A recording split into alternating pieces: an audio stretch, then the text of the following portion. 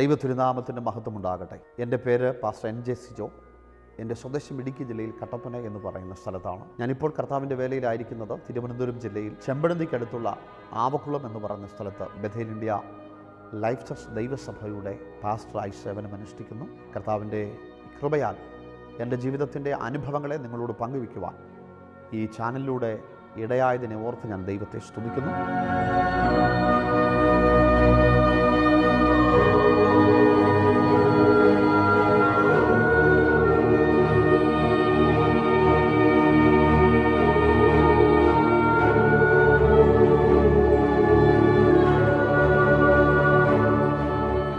എൻ്റെ ജീവിതത്തിൻ്റെ പിന്നിട്ട വഴികളിലേക്ക് തിരിഞ്ഞു നോക്കിയാൽ പറയാൻ ഒത്തിരി ജീവിത അനുഭവങ്ങൾക്കകത്തൂടെ കടന്നു വരുവാൻ ദൈവം എന്നെ സഹായിച്ചിട്ടുണ്ട്. എൻ്റെ ബാല്യം മുതൽ ഈ നാൾ വരെ കർത്താവ് നടത്തിയ വിധങ്ങളെ ചുരുക്കിയ ചില വാക്കുകൾ നിങ്ങളോട് സാക്ഷ്യമായി പങ്കുവയ്ക്കുവാൻ കർത്താവിൽ ഞാൻ ശരണപ്പെടുന്നു. ഞാനിപ്പോൾ പ്രവർത്തിക്കുന്നത് ബഥേൽ ഇന്ത്യ ലൈഫ് ചർച്ച് ആവക്കുളം, അതായത് ചെമ്പഴന്തി അടുത്തുള്ള ആവക്കുളം എന്ന് പറയുന്ന സ്ഥലത്താണ് കർത്താവിൻ്റെ ശുശ്രൂഷയിൽ ആയിരിക്കുന്നത്. എൻ്റെ കുടുംബം അനുഗ്രഹിക്കപ്പെട്ട സഹധർമ്മിണിയെ ദൈവം ദാനമായി നൽകി. ഭാര്യയുടെ പേര് പ്രീത എന്നാണ്. 3 കുഞ്ഞുങ്ങളെ ദൈവം ദാനമായി നൽകി. മൂത്ത മോള് അക്സ, രണ്ടാമത്തെ മോന് അനറ്റ്, മൂന്നാമത്തെ മോള് ആൻമരിയ.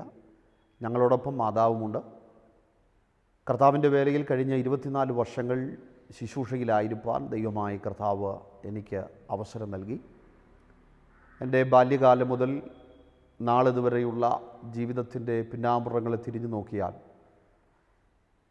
ഞാൻ ഒരു പെന്തക്കോസ് ഭവനത്തിനകത്ത് ജനിച്ച് വളർത്തപ്പെട്ടയാളാണ്. എൻ്റെ പിതാവ് കർത്താവിൻ്റെ വേലയിൽ ദൈവം ഉപയോഗിച്ച് അനുഗ്രഹിതനായ കർത്താവിൻ്റെ ദാസനാണ്. എൻ്റെ സ്വദേശം ഇടുക്കി ജില്ലയിൽ കട്ടപ്പന എന്ന് പറഞ്ഞ സ്ഥലത്താണ്. കോട്ടയം മണർകാട് നിന്ന് ഹൈറേഞ്ചിലേക്ക് കുടിയേറി പാർത്തവരാണ് എൻ്റെ വല്യപ്പച്ചനും കുടുംബമൊക്കെ. ആ ദേശത്തെത്തി കർത്താവിനെ അറിയുവാൻ, കർത്താവിൻ്റെ വീട് നിലകൊള്ളുവാൻ, തലമുറകളെല്ലാം കർത്താവിൻ്റെ വേലയിൽ ആയിരിക്കാൻ ദൈവമായ കർത്താവ് അവസരം നൽകി. എൻ്റെ പിതാവ് ശക്തനായി ദൈവം ഉപയോഗിച്ച് അനുഗ്രഹിതനായൊരു ദൈവവൃദ്ധനായിരുന്നു. 5 മക്കളായിരുന്ന ഞങ്ങൾ കർത്താവിൻ്റെ വീട്ടിൽ നിലകൊണ്ട കാലഘട്ടം ഹൈറേഞ്ചിൻ്റെ വല്ലാത്ത പ്രതിസന്ധികളുടെ നടുവിലൂടെ യാത്ര ചെയ്തു. ഒത്തിരി കഷ്ടപ്പാടിൻ്റെയും ഇല്ലായ്മകളുടെയും ജീവിത സാഹചര്യങ്ങൾക്കകത്തൂടെയാണ് കർത്താവിൻ്റെ വേല ഹൈറേഞ്ചിൽ എൻ്റെ പിതാവ് ചെയ്തെടുത്തത്.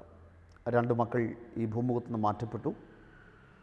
സുവിശേഷ വേലയിൽ അനുഭവിച്ച തിക്തമായ അനുഭവങ്ങൾ ഒത്തിരി നിരവധി എൻ്റെ ബാല്യപ്രായത്തിൽ കണ്ട് മനസ്സിലാക്കിയതുകൊണ്ട് ജീവിതത്തിൽ ഒരിക്കലും ഈ കർത്താവിൻ്റെ വേല ചെയ്യാൻ എൻ്റെ ഉള്ളിൽ മാനുഷികമായൊരാഗ്രഹമില്ലായിരുന്നു.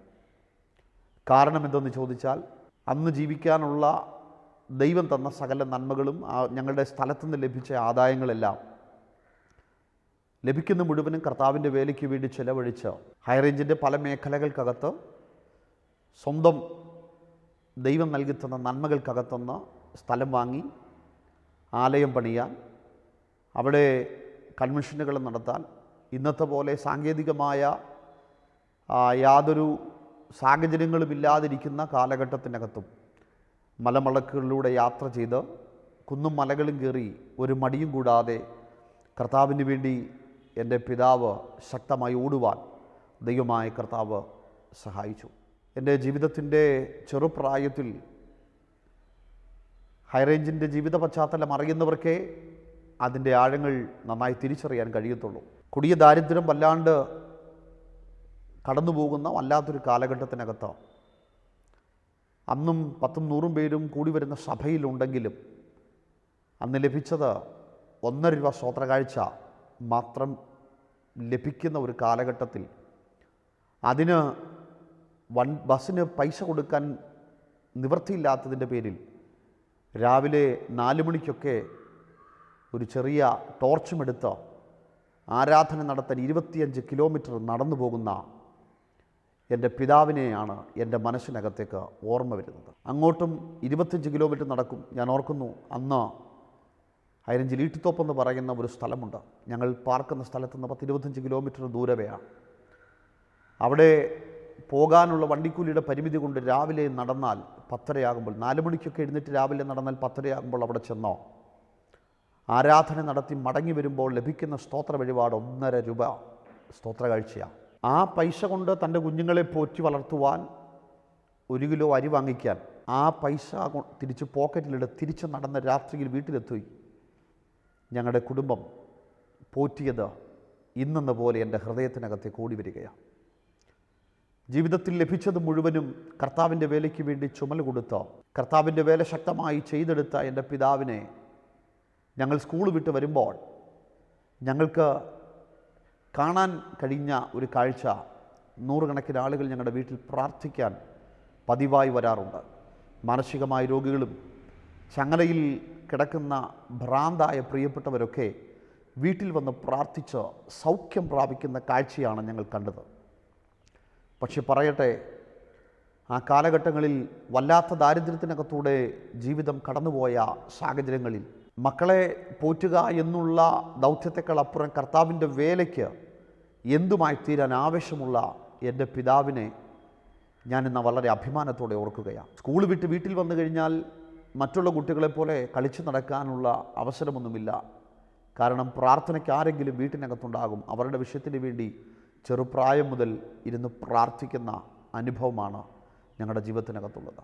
കർത്താവിൻ്റെ വേല എന്നുള്ളത് എല്ലാവരുടെയും ഉള്ളിൽ ആഗ്രഹമുണ്ട്. പക്ഷേ എല്ലാവരും എപ്പോഴും പറയുന്ന ഒരു കാര്യമുണ്ട്, ദൈവിക വിളി. കർത്താവിൻ്റെ വിളി തീർച്ചയായിട്ടും ദൈവ വിളിയുള്ളവർക്ക് മാത്രമേ കർത്താവിൻ്റെ വേല ചെയ്തെടുക്കാൻ കഴിയത്തുള്ളൂ. അപ്പോൾ തന്നെ ഒത്തിരി ചിന്തകൾ, ഒത്തിരി തെറ്റിദ്ധാരണകൾ നമ്മുടെ അകത്ത് അതിനെക്കുറിച്ച് ഉണ്ടാകാൻ സാധ്യതയുണ്ട്. ചിലരെ ദൈവം സ്വപ്നത്തിലൂടെ ദർശനത്തിലൂടെയൊക്കെ ഇടപെട്ട് കർത്താവിൻ്റെ വേലയ്ക്ക് വേണ്ടി ഇറങ്ങി തിരിച്ചവരുണ്ട്. ജീവിതാനുഭവങ്ങൾക്കകത്തൂടെ ചിലരുടെ ദൈവത്തിൻ്റെ ദാസന്മാർ ദൈവത്തിൻ്റെ അരുളപ്പാടുകൾ പറഞ്ഞ് ഇറങ്ങി തിരിച്ചവരുണ്ട്. ഇങ്ങനെ വ്യത്യസ്തമായ നിലകളിൽ കർത്താവിൻ്റെ വേലയ്ക്ക് വേണ്ടി ഇറങ്ങി തിരിച്ച ഒത്തിരി ആളുകളുണ്ട്. പക്ഷേ ഞാൻ നിങ്ങളോട് ഉറപ്പായി പറയാം, നിങ്ങളുടെ ഉള്ളിൽ കർത്താവിൻ്റെ വേല ചെയ്യാൻ ദൈവം നിങ്ങളോട് സ്പെസിഫിക്കായി ഇടപെടാത്തിടത്തോളം കാലം നിങ്ങൾ ഒരിക്കലും ഈ കർത്താവിൻ്റെ വേലയ്ക്ക് വേണ്ടി ഇറങ്ങിത്തിരിക്കരുത്. കാരണം ആരെങ്കിലും ഒരു പ്രവാചകൻ പറഞ്ഞതോ ദൈവത്തിൻ്റെ ആത്മാവാണ് പറയുന്നത്, പ്രവചനം തുച്ഛീകരിക്കരുത്, നമ്മൾ ഉൾക്കൊള്ളുക, ഏറ്റെടുക്കുക. പക്ഷേ നിങ്ങൾ ദൈവത്തിങ്കിൽ നിന്ന് ദർശനം പ്രാപിക്കാതെ നിങ്ങൾ കർത്താവിൻ്റെ വേലയ്ക്ക് വേണ്ടി ഇറങ്ങിത്തിരിച്ചാൽ അതിനകത്ത് പ്രതിസന്ധികൾ വരുമ്പോൾ നിങ്ങൾക്കതിൽ പിടിച്ചു നിൽക്കാൻ കഴിയത്തില്ല. അപ്പോൾ തന്നെ ഞാനൊരു കാര്യം പറയാം, എന്നെപ്പോലെ തന്നെ ഇന്നുള്ള ഒത്തിരി ശുശ്രൂഷകന്മാരെ ഞാൻ തിരിച്ചറിഞ്ഞിടത്തോളം കാലം പിതാക്കന്മാരും കർത്താവിൻ്റെ വേല ചെയ്തു. ആ തലമുറകൾ അതേ പാതകളിൽ വന്നു. പക്ഷേ വ്യക്തിപരമായി ദൈവമായി ബന്ധമില്ലാത്ത ഒത്തിരി ശുശ്രൂഷകന്മാർ, കർത്താവിൻ്റെ വേല ചെയ്യുന്ന ഒത്തിരി ആളുകളെ എനിക്കറിയാം. അവരുടെ പ്രവൃത്തികളും അവരുടെ ജീവിത രീതികളും ശുശ്രൂഷയുടെ തലങ്ങളൊക്കെ ധനവും സ്ഥാനമാനങ്ങളും മറ്റു പല ഭൗതികമായ നേട്ടങ്ങൾക്ക് വേണ്ടി ഓടുന്ന ഒത്തിരി ആളുകളെ നമ്മുടെ മുമ്പിൽ കാണാൻ കഴിയുന്നുണ്ട്. അതിൻ്റെ കാരണം എന്തിനാണ് ദൈവം നമ്മളെ വിളിച്ചിരിക്കുന്നു എന്ന വിളിയെ മറന്ന് ഓടുന്ന ഒത്തിരി ആളുകൾ ഈ കാലഘട്ടങ്ങൾക്കകത്തുണ്ട്.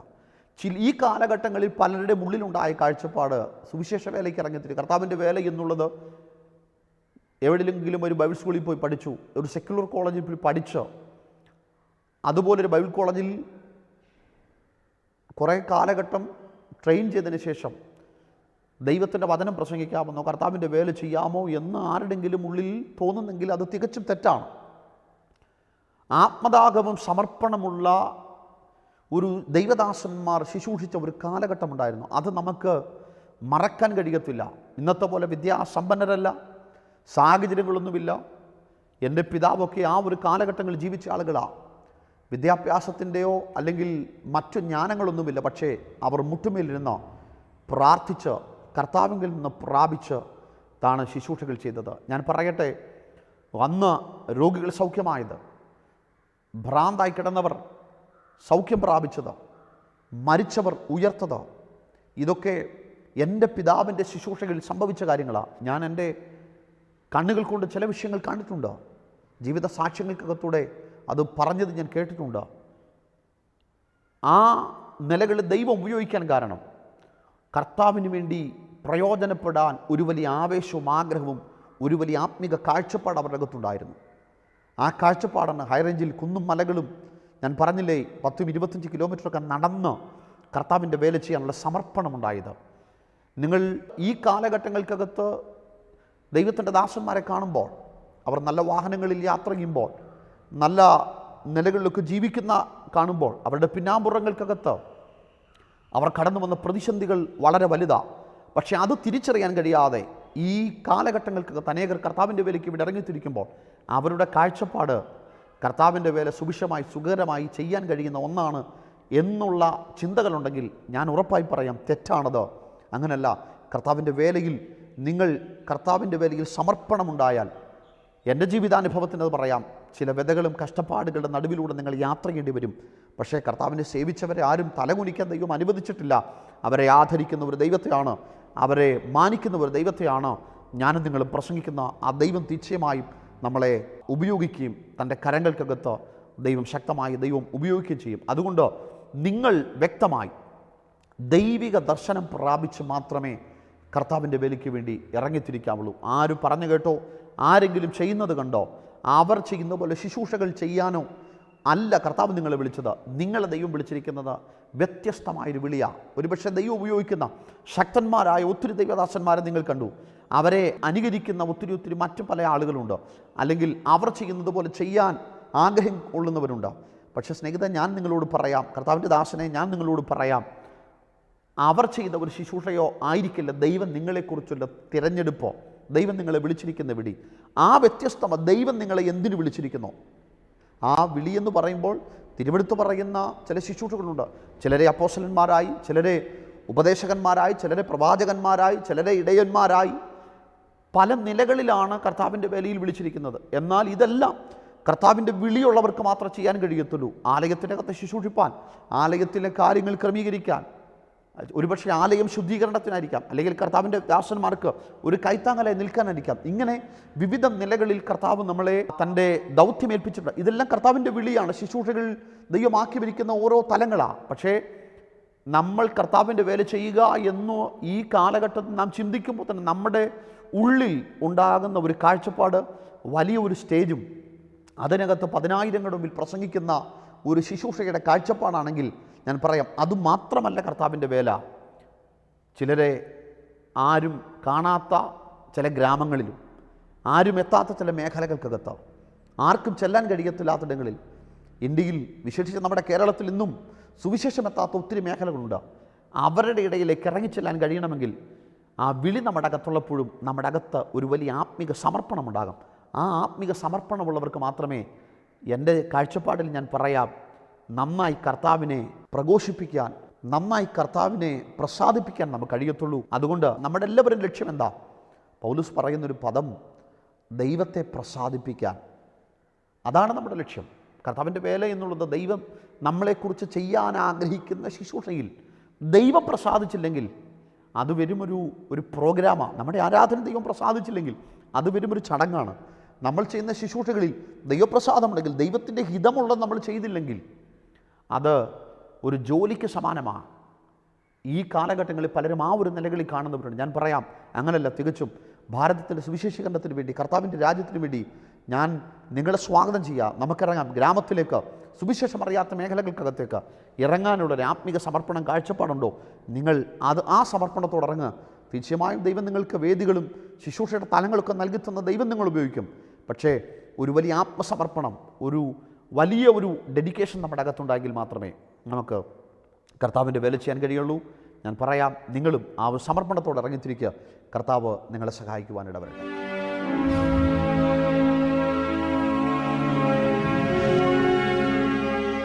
എൻ്റെ വീട്ടിനകത്ത് വരുന്ന ദൈവദാസന്മാരും പ്രാർത്ഥിക്കാൻ വരുന്നവരൊക്കെ വീട്ടിൽ പറയുന്ന ദൈവിക ആലോചനകളും അരുളപ്പാടുകളൊക്കെ, നന്മകളെക്കുറിച്ചും ഒത്തിരി വാഗ്ദത്തങ്ങളൊക്കെ ദൈവം നൽകിത്തരുന്ന അരുളപ്പാടുകളൊക്കെ കേൾക്കാൻ ആ കാലഘട്ടങ്ങളിൽ കഴിയുമ്പോഴും ജീവിതത്തിൽ കടന്നു പോകുന്ന സാഹചര്യം കണ്ടപ്പോൾ എൻ്റെ മനസ്സിനകത്ത് തോന്നി, ഈ പ്രവചനവും ദൈവിക ദൂതുകളൊക്കെ വളരെ തട്ടിപ്പാണ് എന്നാണ് എൻ്റെ മനസ്സിനകത്തുണ്ടായത്. എൻ്റെ പപ്പയും നന്നായി ശുശ്രൂഷിക്കുകയും പ്രവചിക്കുകയും ദൈവശക്തമായി ഉപയോഗിക്കപ്പെട്ട അനുഗ്രഹിതനായ ദൈവദാസനാണ്. പക്ഷേ എൻ്റെ ജീവിതത്തിനകത്ത് ഉൾക്കൊള്ളാൻ കഴിയത്തില്ലാത്ത ഒത്തിരി കയ്പിൻ്റെ അനുഭവങ്ങൾക്കകത്തൂടെ ഞാൻ കടന്നുപോയി.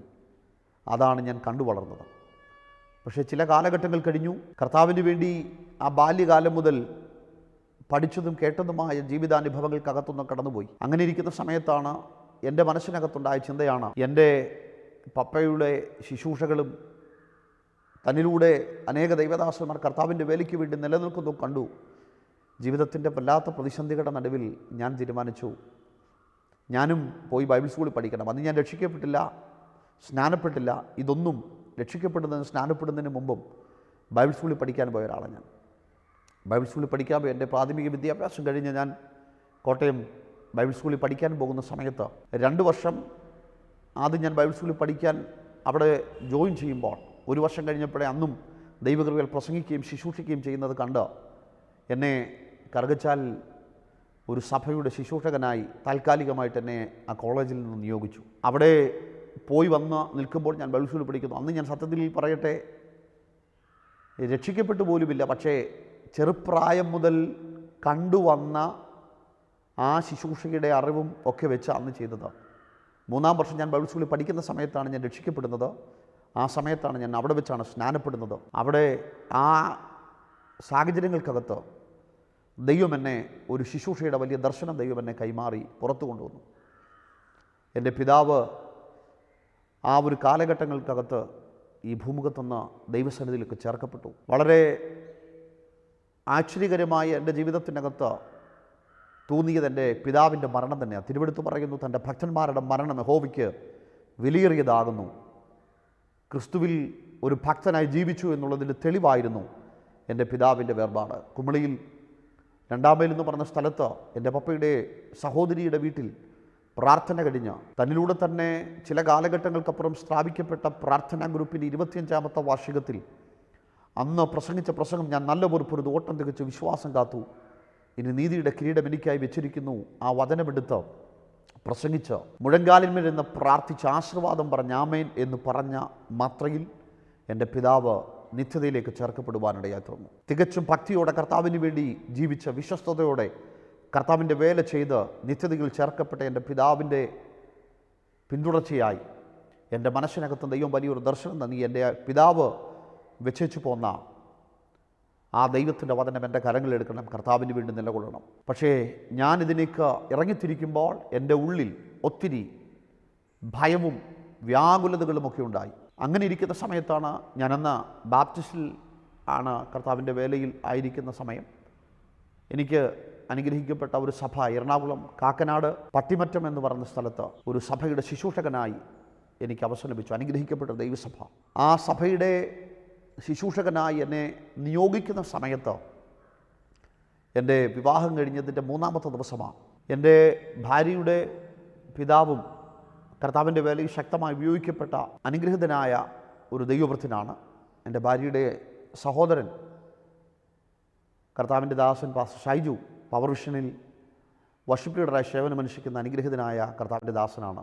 കേരളക്കരയിലെ അനുഗ്രഹിതനായ ഒരു വർഷിപ്പ് ലീഡറാണ് അദ്ദേഹം. ആ കുടുംബത്തിനകത്തുനിന്ന് തൻ്റെ മൂത്ത സഹോദരിയാണ് ഞാൻ വിവാഹം കഴിച്ചത്. എൻ്റെ ഭാര്യ പിതാവും ശക്തമായി ദൈവം ഉപയോഗിക്കുന്ന അനുഗ്രഹിതനായ കർത്തൃദാസനായിരുന്നു. വിശേഷാൽ തിരുവനന്തപുരം ജില്ലയിലെ എല്ലാ മേഖലകൾക്കകത്തും എൻ്റെ ഭാര്യ പിതാവിന് വളരെ സുപരിചിതമാണ്. അദ്ദേഹം എന്നോട് ദൈവത്തിൻ്റെ ആത്മാവിൽ പറഞ്ഞു, മോനെ, പരിശുദ്ധാത്മാവിൻ്റെ നിയോഗമില്ലാത്തടത്ത് നീ പോകരുത്, നിൻ്റെ മാനുഷിക ബുദ്ധികൾക്കകത്ത് നീ ചലിക്കരുത് എന്ന് എന്നോട് ദൈവത്തിൻ്റെ ആത്മാവിൽ അരുളപ്പാട് പറഞ്ഞു. പക്ഷേ ഞാനതൊന്നും വകവയ്ക്കാതെ കല്യാണം കഴിഞ്ഞതിൻ്റെ 3-ാമത്തെ ദിവസം എനിക്ക് ലഭിച്ച സഭയുടെ ശുശ്രൂഷകൾ ഏറ്റെടുക്കുവാൻ ഞാൻ എറണാകുളം കാക്കനാട് വീഗാലാൻഡിൻ്റെ തൊട്ടടുത്തുള്ള പട്ടിമറ്റം എന്ന് പറഞ്ഞ സ്ഥലത്ത് ശുശ്രൂഷയ്ക്കായി കടന്നുപോയി. അന്ന് ആ ചർച്ച അനുഗ്രഹിക്കപ്പെട്ട ഒരു ദൈവസഭയാണ്. ആ സഭയുടെ ശുശ്രൂഷകനായി ഞാൻ കടന്നു പോകുന്ന സമയം ആ സഭയിലെ പാസ്റ്ററിന് മുട്ടം എന്ന് പറഞ്ഞ സ്ഥലത്തേക്കാണ് മാറ്റം ലഭിച്ചത്. അദ്ദേഹത്തിന് പോകാൻ വാഹനത്തിൻ്റെ 1-2 ക്രമീകരണം വരുത്തേണ്ടതിന് വേണ്ടി എന്നോട് പറഞ്ഞു, താൽക്കാലികമായിട്ട് നിങ്ങൾ ഒരു വീട്ടിനകത്ത് 1-2 ദിവസം താമസിക്കാമോ എന്ന് ചോദിച്ചു. ഞങ്ങൾ സമ്മതത്തോടെ പറഞ്ഞു, തീർച്ചയായിട്ടും ഞങ്ങൾ അവിടെ പോയി താമസിക്കാം. അദ്ദേഹത്തിൻ്റെ വാഹനത്തിൽ കയറ്റി ഞങ്ങളെ ഒരു വീട്ടിനകത്ത് കൊണ്ടുവന്ന് ആക്കി വെച്ചു. ഞങ്ങളവിടെ ചെന്ന സമയം മുതൽ ശക്തമായ മഴ പെയ്യാൻ തുടങ്ങി. മഴ നിൽക്കുന്നില്ല. കല്യാണം കഴിഞ്ഞ് 3-ാമത്തെ ദിവസം ഞങ്ങൾ രണ്ടുപേരും ആ വീട്ടിനകത്ത് കയറി ചെന്ന മാത്രയിൽ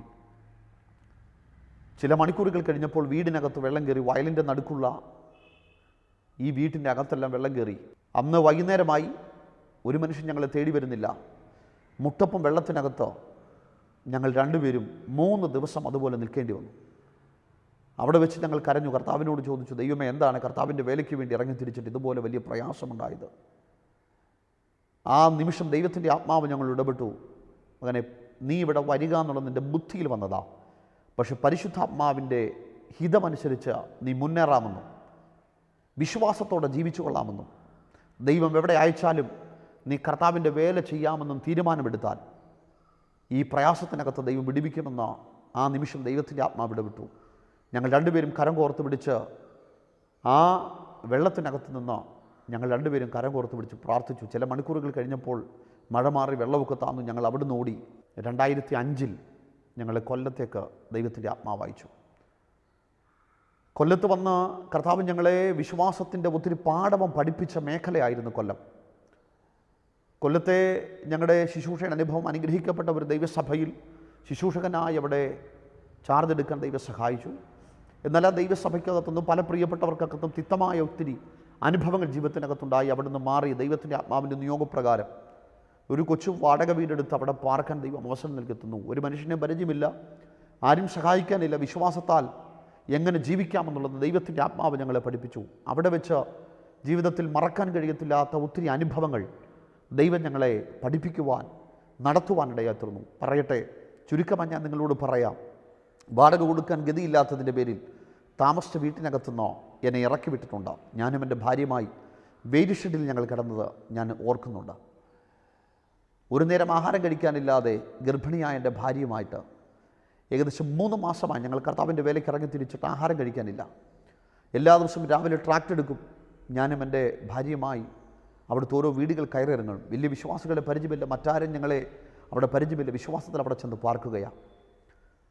ചില വീടിനകത്ത് ചില മർത്തോമ CSI വീടുകൾക്കകത്തൊക്കെ ട്രാക്റ്റുമായി ചെല്ലുമ്പോൾ അവർ ചിലപ്പോൾ തരുന്ന ചായയും ബിസ്ക്കറ്റോ ഒക്കെ ആയിരിക്കും ഞങ്ങളുടെ ഒരു ആശ്വാസം. അതാണ് ഞങ്ങളുടെ വലിയ ആശ്വാസം. ആ സമയത്ത് എൻ്റെ ഭാര്യ ഗർഭിണിയായിരിക്കുന്ന 6 മാസം തികഞ്ഞിരിക്കുന്ന സമയത്ത് ആഹാരം കൊടുക്കാൻ ഗതിയില്ലാത്തതിൻ്റെ പേരിൽ ഒരു ദിവസം ഞങ്ങൾ രാവിലെ യാത്ര ചെയ്യുമ്പോൾ ആശ്രാമ മൈതാനത്തേക്ക് പോകുന്നൊരു വഴിയിൽ ഒരു ക്ഷേത്രത്തിൻ്റെ മുൻപിൽ കണ്ടൊരു പൈപ്പിൻ്റെ ചുവട്ടിൽ വെള്ളം കുടിച്ച് എൻ്റെ ഭാര്യ വഴിയിൽ തളർന്നു വീണത് എൻ്റെ മനസ്സിനകത്ത് ഒത്തിരി വേദനയുണ്ടാക്കുന്ന അനുഭവമായി. അവിടെ വെച്ച് ഞാൻ പറഞ്ഞു, കർത്താവേ, ഇത്രയേറെ കയ്പിൻ്റെ അനുഭവമാണോ എൻ്റെ ജീവിതത്തിൽ കർത്താവിൻ്റെ വേല എന്നുള്ളത്? ഞാൻ വളരെ പ്രതീക്ഷയോടുകൂടിയല്ലേ കർത്താവിൻ്റെ വേലയ്ക്ക് വേണ്ടി ഇറങ്ങിത്തിരിച്ചത്. എൻ്റെ പിതാവ് കർത്താവിൻ്റെ വേല ചെയ്തപ്പോൾ ഒത്തിരി പ്രതിസന്ധികളിലൂടെ കടന്നുപോയി. ഒത്തിരി വാഗ്ദത്തങ്ങൾ എൻ്റെ മേലുണ്ടായിരുന്നു. പക്ഷേ എൻ്റെ ജീവിതത്തിനകത്തും എന്താണ് ഇങ്ങനെ വല്ലാത്തൊരു പ്രതിസന്ധികൾ? കൃപയാൽ പറയട്ടെ, അങ്ങനെ ഇരിക്കുന്ന സമയത്ത് ഒരു ദിവസം വൈകുന്നേരം എനിക്കൊരു ഫോൺ കോൾ വന്നു. ഒരു ആൻറ്റി എന്നെ പ്രാർത്ഥിക്കാൻ വിളിച്ചു. ആശ്രമത്തേക്ക് ചെന്നു. ദീർഘവർഷമായി ക്യാൻസർ ബാധിതയായി അകത്തുള്ള സകല ആന്തരിക അവയവങ്ങളും ക്യാൻസർ ബാധിച്ച് 12 വർഷമായി അമൃത ഹോസ്പിറ്റലിൽ ട്രീറ്റ്മെൻറ്റ് കഴിഞ്ഞ ആ ഹോസ്പിറ്റലിനകത്ത് നിന്ന് ഉപേക്ഷിക്കപ്പെട്ടു വന്ന ആ വാത്സല്യ മാതാവ് ഒന്ന് പ്രാർത്ഥിക്കാൻ വിളിച്ചു. ഡോക്ടർ 5 ദിവസം മാത്രമേ ജീവിക്കത്തുള്ളൂ എന്ന് പറഞ്ഞ മാതാവിന് വേണ്ടി പ്രാർത്ഥിക്കാൻ എന്നെ വിളിച്ചു. ഞാനവിടെ വളരെ പ്രതീക്ഷയോടെ നിന്നു, പ്രാർത്ഥിച്ചു. ദൈവകൃപയാൽ പറയട്ടെ, അത്ഭുതകരമായി രോഗസൗഖ്യം ആ പ്രിയപ്പെട്ടവൾ ദൈവം പകർന്നു. 5 ദിവസം ജീവിക്കത്തുള്ളൂ എന്ന് പറഞ്ഞ ആ പ്രിയപ്പെട്ട ആൻറ്റിയുടെ മേൽ ദൈവത്താലുള്ള സൗഖ്യം വെളിപ്പെട്ടു. അത്ഭുതകരമായൊരു രോഗസൗഖ്യം പ്രിയപ്പെട്ടവൾ ദൈവം പകർന്നു. 12 വർഷമായി ക്യാൻസറിനെ ദൈവം സൗഖ്യമാക്കി. പക്ഷേ അതിലപ്പുറം എനിക്കുണ്ടായ ഒരു സന്തോഷം ഞാൻ പറയാം. 2-3 മാസമായി നന്നായി ആഹാരം കഴിക്കാൻ ഗതിയില്ലാത്ത എനിക്ക് അവരൊരു സ്തോത്ര കാഴ്ച തന്നു. അതാണ് എനിക്ക് ജീവിതത്തിൽ മറക്കാൻ കഴിയത്തില്ലാത്ത വലിയ ഒരു സന്തോഷമെന്ന് പറയുന്നത്. അതുമായി മടങ്ങി വന്ന് ഗർഭിണിയായ എൻ്റെ ഭാര്യയ്ക്ക് ഞാൻ ഭക്ഷണം വാങ്ങിച്ചു കൊടുത്തു. അവിടെ നിന്ന് അവരുടെ ഉള്ളിൽ ദൈവത്തിൻ്റെ ആത്മാവിടെ വിട്ട് ഈ ദൈവദാസനെ ദൈവമാണ് ഈ പട്ടണത്തിൽ അയച്ചത്. എത്ര നാൾ ഈ ദൈവദാസൻ ഈ പട്ടണത്തിലുണ്ടോ അത്രയും നാൾ ഈ ദൈവദാസന് ആവശ്യമുള്ളത് നീ എത്തിച്ചു കൊടുക്കണമെന്ന് അവരോട് ദൈവത്തിൻ്റെ ആത്മാവ് ഇടപെടുവാൻ ഇടയായി തീർന്നു. തൽഫലമായി അവരെന്നെ പിറ്റേ ദിവസം രാവിലെ വിളിച്ചു, പാസ്റ്ററെ, നിങ്ങളെക്കുറിച്ച് ഇന്നലെ രാത്രിയിൽ ദൈവത്തിൻ്റെ ആത്മാവ് ഇടപെട്ടു. ദൈവമാണ് നിങ്ങളെ അയച്ചതെന്ന് ദൈവത്തിൻ്റെ ആത്മാവിനോട് പറഞ്ഞു. അതുകൊണ്ട് നിങ്ങൾ ഭാരപ്പെടണ്ട, നിങ്ങൾ ഏത് വിഷയം എന്നോട് പറയാൻ പറഞ്ഞു. കൃപയാൽ ഞാൻ വീട്ടിനകത്ത് തിരിച്ചു വരുന്നതിന് മുമ്പ് ഒരു വലിയ പെട്ടി ഓട്ടോയ്ക്കകത്ത് വീട്ടിൽ വേണ്ട സകല സാധനവും വാങ്ങിച്ച് എൻ്റെ വീട്ടിൽ കൊണ്ടുവന്ന് അവരാക്കി തന്നു. കൃപയാൽ ഞാൻ പറയട്ടെ, കാക്കയെക്കൊണ്ട് ഏലിയാവിനെ പോഷിപ്പിച്ചു എന്ന് ഒത്തിരി ഞാൻ പ്രസംഗിച്ചിട്ടുണ്ട്. പക്ഷേ എൻ്റെ ജീവിതത്തിൻ്റെ അനുഭവത്തിനകത്ത് എനിക്ക് ഉറപ്പായി പറയാൻ കഴിയും, 8 വർഷം എൻ്റെ വീട്ടിനകത്തൊരു സാധനം വാങ്ങിക്കാൻ ഇടവരുത്താതെ എനിക്ക് വേണ്ടതൊക്കെ നൽകിത്തരാൻ ദൈവം ആ പ്രിയപ്പെട്ട കുടുംബത്തെ ദൈവം ഉപയോഗിച്ചു. ദൈവത്തിൻ്റെ വലിയ കരുതലിനെ ഓർത്ത് ഞാൻ ദൈവത്തെ സ്തുതിക്കുക.